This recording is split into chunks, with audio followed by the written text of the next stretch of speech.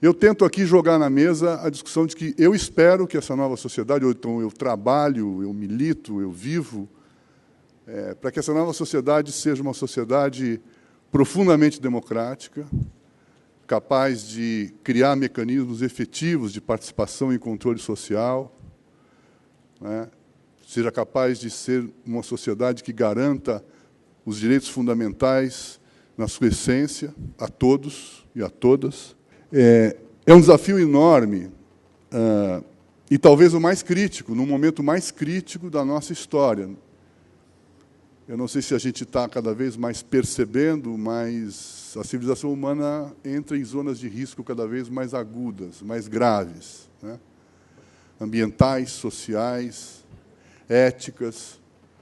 Portanto, ele precisa ser enfrentado e ele precisa resultar em modificações profundas na nossa sociedade e nas relações entre os diferentes atores sociais.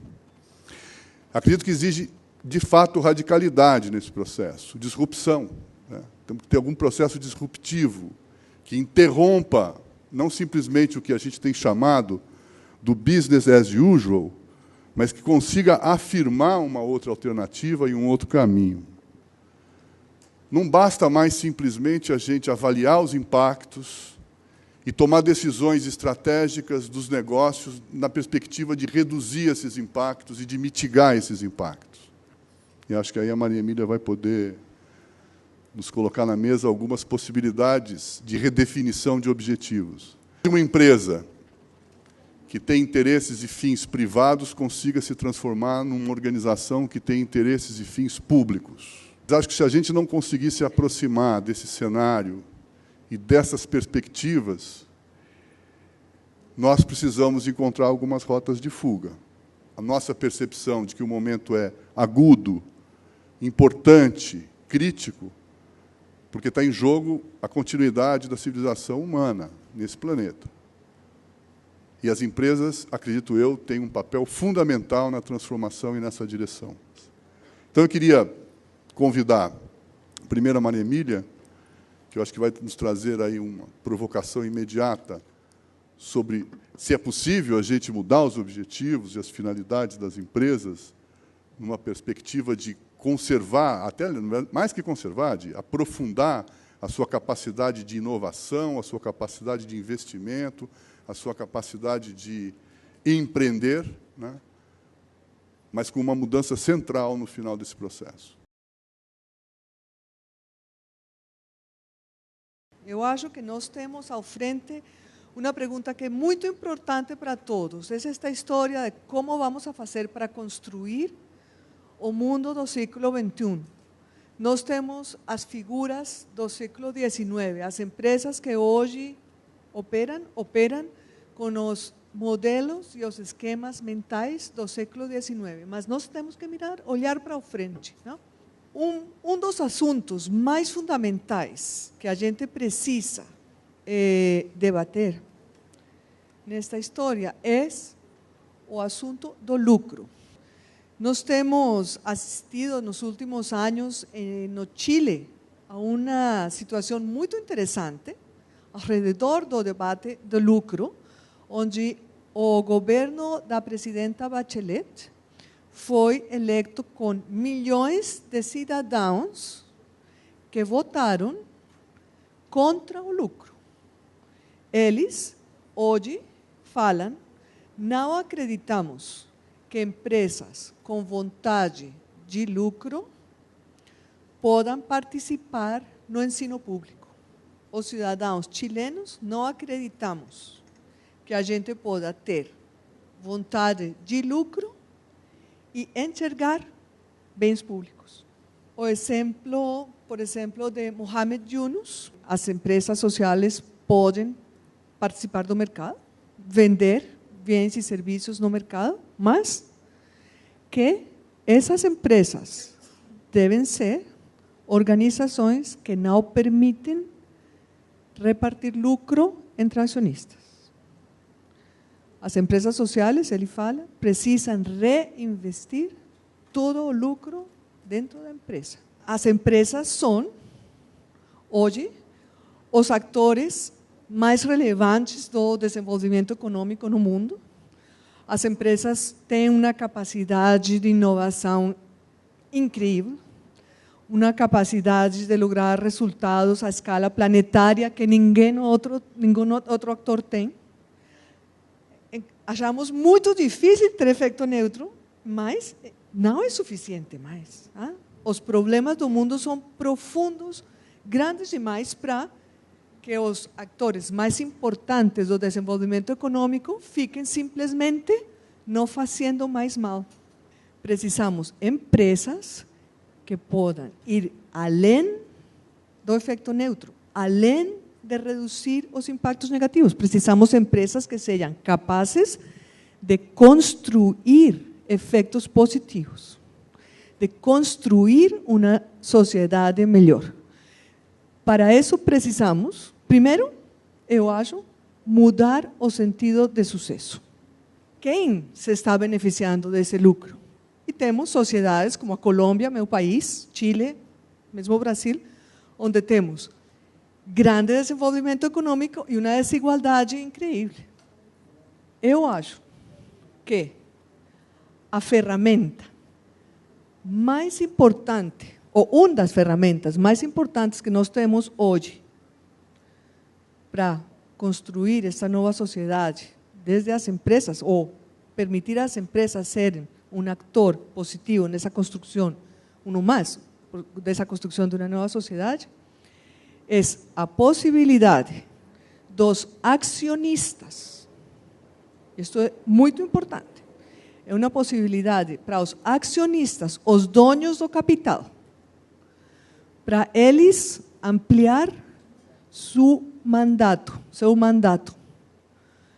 O mandato que eles encarregam às empresas, hoje está limitado a maximizar o lucro.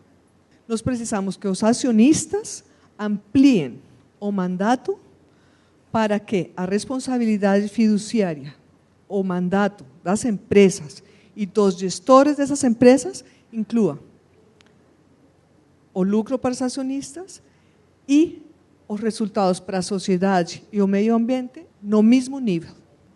O modelo parte da base que as pessoas vamos a trabalhar só por nosso bem-estar próprio. Esse é o modelo neoliberal que nós precisamos superar. Temos, obviamente, perguntas filosóficas muito profundas. Pode ser que os humanos não sejamos capazes de ser generosos ou altruístas. Eu acho que sim. Mas para isso precisamos formas legais que permitam às empresas, aos empresários, poner sua capacidade, sua criatividade ao serviço da solução dos problemas sociais e ambientais do planeta.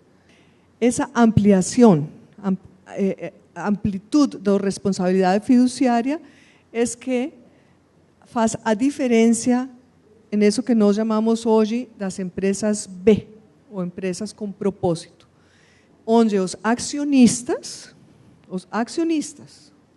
os donos do capital, decidem ampliar o mandato para os gestores, para eles incluir lucro para os acionistas ao mesmo nível que os resultados sociais e ambientais. E redefinir, assim, o propósito da empresa. Hoje precisamos essa capacidade extraordinária de inovação das empresas para pensar elas mesmas, para pensar as mesmas empresas, para fazer que elas sejam atores positivos de um mundo melhor. Como queremos nós ter sociedades mais igualitárias, quando as diferenças dos ingressos dos acionistas e dos gestores é 500, 2.000, 3.000 vezes mais que os ingressos menores da empresa? Não temos impostos nem subsídios que alcancem a fechar esse gap, que não seja simplesmente para poucos. Um modelo econômico que não seja lucro para poucos e custos para muitos. Mas eu acho que essa ideia das empresas B abre um caminho para a gente caminhar hacia uma nova sociedade mais justa, mais equilibrada e mais limpa para todos. Obrigada.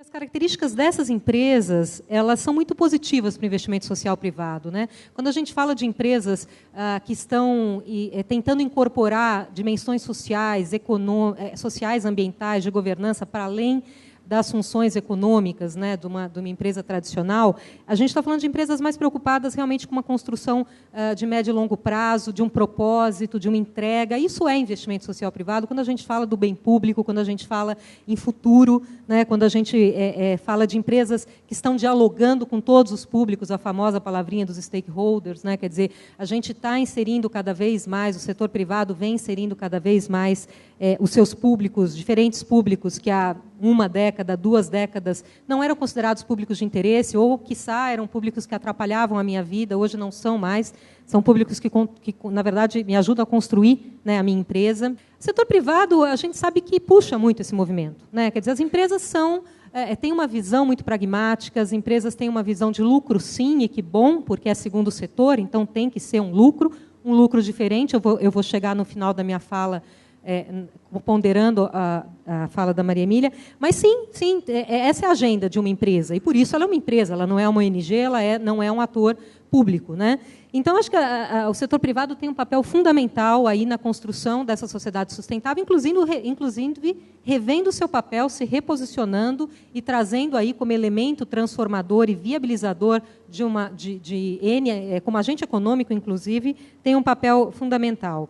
Que isso seja da forma como for viável e como for positiva, né? Seja por meio de alinhando o meu investimento social privado ao core business da minha empresa, seja investindo numa outra linha como investimento de impacto, né? O investimento social privado precisa ousar mais. Eu acho que é isso mesmo, né? A gente vem discutindo há décadas aí que contribuição a gente está fazendo, de fato, para uma transformação social, e eu acho que a ousadia faz parte dessa transformação. Eu acho que a gente tem que eliminar preconceitos, e acho que a gente já fez isso bastante, mas ainda tem muito preconceito, sim.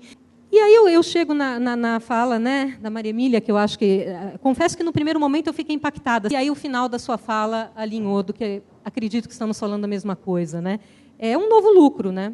Mas, na verdade, eu acho que o lucro é consequência de um novo mundo. É como eu vou ganhar dinheiro e como eu vou fazer essa empresa ser uma empresa para uma nova sociedade, né? Então, a gente está falando de transformação. O lucro é uma parte desse todo, né? Então, as empresas estão muito avançadas nessa discussão no Brasil, muito avançadas. Acho que a gente já passou por alguma fase do vou fazer isso porque, se eu não fizer, alguém vai me cobrar e vou ficar mal na fita.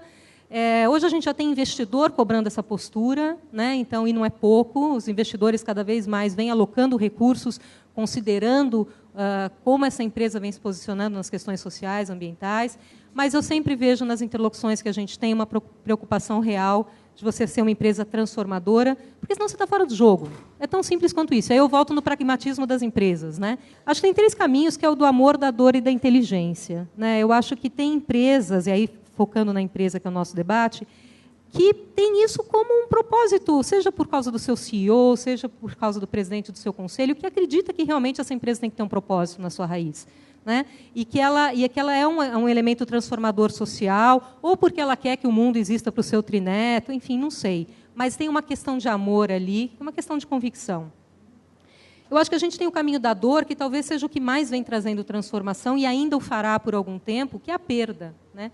Uma empresa que teve perda de ação no mercado de capitais porque foi foco de um desastre ambiental ou de um trabalho infantil na cadeia de produção, ou trabalho escravo, ela não quer passar por isso de novo. Ela não quer perder de novo. Então, ela vai investir numa agenda, nem que seja para preservar o seu capital, nem que seja para preservar a sua reputação. Então, eu acho que é o caminho da dor. E o caminho da inteligência, que eu acho que é o caminho que a gente mais tem que buscar e que já vejo acontecer, que é o caminho do diferencial competitivo, de perceber que essa é uma agenda que diferenciará a minha empresa, que já vem diferenciando a minha empresa, e eu vou, então, investir em inovação, eu vou investir em P&D, porque eu tenho que criar uma empresa para uma sociedade que não existe. Então, é difícil, né? Eu digo, né, que o mundo pelo qual eu trabalho, e tenho o privilégio e a sorte, talvez, de trabalhar há alguns anos, provavelmente eu não vou ver esse mundo. né? Acho que não é trabalho de uma década, 2 ou 3, que talvez seja o que eu ainda viva. Mas eu acho que é para isso que a gente trabalha. Então, eu acho que amor, dor ou inteligência, e acho que venha por onde vir. Venha por onde vir. Se a empresa não tiver nenhum propósito e realmente ela tiver um olhar puramente capitalista no sentido antigo, uma hora ela vai chegar, né? Nem que seja pela dor. Entendo que o investimento social privado tem um papel relevante dentro disso para ajudar nessa transformação de uma forma perene. Acho que é isso.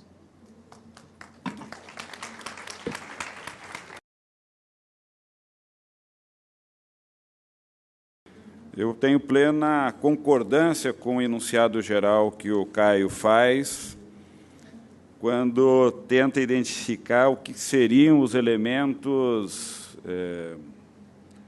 do que a gente poderia julgar o nosso propósito de uma sociedade justa, ou seja, essa ideia de que talvez nós tenhamos um campo onde pudéssemos reunir um conjunto de pessoas que acreditam no bem-estar para todos, na qualidade de vida para todos, na sustentabilidade ambiental e que acreditam que a liberdade é um valor a partir do qual nós temos que construir nas situações concretas o melhor possível. Acredito que nós devíamos partir dos limites dramáticos da história humana e assumirmos que nós temos a capacidade de construir um ideal. E, portanto, essa construção é sempre uma construção estratégica, que significa um arranjo político real em cada contexto concreto. Creio que nós criamos na sociedade moderna empresas, é o Instituto da Sociedade Moderna, o Estado é o Instituto da Sociedade Moderna e a ciência, da forma como nós organizamos, é o Instituto da Sociedade Moderna. Conjugaram uma capacidade humana de transformar como nunca na história a humanidade conseguiu produzir. Nunca fomos tão capazes de produzir a vida e, ao mesmo tempo, tão capazes de destruí-la. E nós o fazemos em simultâneo. E o que nós não podemos deixar de esquecer é que os Estados, a ciência e as empresas são responsáveis pelas duas dimensões, da construção e da destruição. O lucro é um elemento da destruição. Não o lucro como o resultado de uma atividade econômica, mas o lucro como a apropriação privada de uma riqueza produzida socialmente e acumulada do ponto de vista privado. Não há possibilidade nenhuma, se este sentido for o dominante, de discutirmos dimensão pública, de discutirmos bem coletivo, de discutirmos e de imaginarmos que é possível produzir isso que nós falamos de sociedade justa. Não é possível. Agora, que os acionistas esperam como resultado geral, ainda dominante nessa sociedade, uma apropriação privada e com uma desigualdade fantástica entre a riqueza produzida e a sua distribuição, é um problema estrutural. E não há saída. Se nós queremos trazer o atributo transformador, necessariamente nós vamos ter que discutir o sentido desse atributo. As empresas continuarão sendo profundamente transformadoras. Eu acredito e luto contra esse sentido. Porque o sentido de uma empresa transformadora que acumula cada vez mais riqueza e transforma esse planeta de forma dramática, eu não quero como futuro. Esta transformação eu não quero. A transformação que o Caio colocou como abertura, eu quero. Então, o sentido da transformação é um sentido que parte do princípio de que a igualdade é uma condição para essa transformação, e a transformação será se o sentido da igualdade estiver nela contido. E a igualdade de oportunidade, sobre a qual nós todos talvez tenhamos grande convergência, igualdade na educação, igualdade do acesso à saúde, mas é igualdade de condição também. O embate que nós tivemos na sociedade brasileira em junho do ano passado significa que a sociedade começa a reconhecer que a privatização que nós fizemos do espaço urbano gerou o que está gerando da vida nas cidades. Não é fácil para um prefeito enfrentar o lobby do lixo, o lobby do transporte coletivo, o lobby, eu posso começar a relacionar todos os lobbies coordenados pela iniciativa privada e por empresas que se articulam das diferentes maneiras para privatizar o espaço urbano. Nós temos um problema grave para enfrentar. Portanto, o sentido transformador, e tenho plena concordância com a ideia do interesse do bem público, é algo que precisa ser colocado. Agora, que a sociedade pode pode influenciar, e eu acredito nisso grandemente, é que as empresas incorporem isso como um valor, é uma outra história. E aí, pensando do lado de colocar os trabalhadores que produzem a riqueza de uma empresa como partícipes do processo de condução dessa empresa. Uma das propostas que nós trabalhamos no movimento sindical é a ideia de que, se nós acreditamos verdadeiramente na democracia, nas contradições que é conduzir uma sociedade democrática em uma sociedade capitalista, onde a desigualdade de poder, de riqueza, de condição é dramática, nós precisamos criar capacidade nesta sociedade para que os sujeitos se organizem de forma coletiva e possam interagir. Na relação capital-trabalho, possam negociar. Nós acreditamos que organizar um sistema de relações de trabalho que esteja vigorosamente assentado na concepção de relações de trabalho pactuadas por meio de uma negociação é o elemento estruturante para fortalecer a democracia como um valor geral. É preciso que, na relação de trabalho, a democracia seja experimentada pelos trabalhadores e pela empresa no chão da empresa.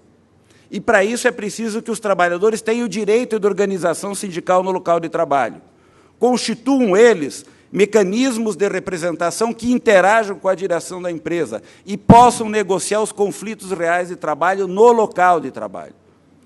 Se nós não formos capazes de operar essas coisas, e aí criar institutos para cada uma delas, por exemplo, no Brasil, as agências, que funcionam, no geral, muito mal para essa regulação, nós não teremos a operação da democracia como elemento para favorecer a essas transformações. Então, a minha sugestão, nesse caso aqui, de empresas para uma nova sociedade, eu diria: vamos começar fazendo, no espaço da empresa, na produção do bem ou do serviço que ela opera, nas relações de trabalho que constroem esse bem ou esse serviço, que produzem esse bem e esse serviço, fazê-lo por mecanismos mais democráticos de regulação das relações de trabalho.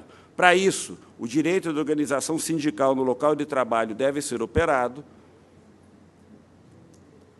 Em uma sociedade mais transparente, eu diria, nenhuma empresa poderia ter o direito de acessar recurso público e fazer parte de qualquer processo de concessão pública que não tivesse o direito de organização no local de trabalho, para que a democracia nas relações de trabalho pudessem ser diretamente negociadas, e não mais dependente da lei, não mais dependente da justiça, como nós temos hoje. Não é a soma de consumidores e indivíduos que dá o bem coletivo. O bem coletivo e a construção política do bem coletivo requer, na sociedade moderna, organizações, instituições, como essas que nós temos hoje, várias, que atuam com esse propósito, e acredito que isso seja um elemento estratégico. Por isso, a proposta de criarmos instituições no local de trabalho capazes de operar mudanças e transformações no sentido de uma sociedade justa, onde as empresas sejam instrumentos para promover esse bem-estar que o Caio apresentou no início da sua abertura do nosso debate. Obrigado. Então, em nenhum momento eu acho que o objetivo final de uma empresa vai ser bem público, mas acho sim que o lucro é compatível com o bem público, um novo tipo de lucro que nós temos que criar. E acho que a acumulação da riqueza privada é parte do motor que desenvolve. Tem que saber como fazer isso. Nós precisamos novas formas de nos organizar para o futuro.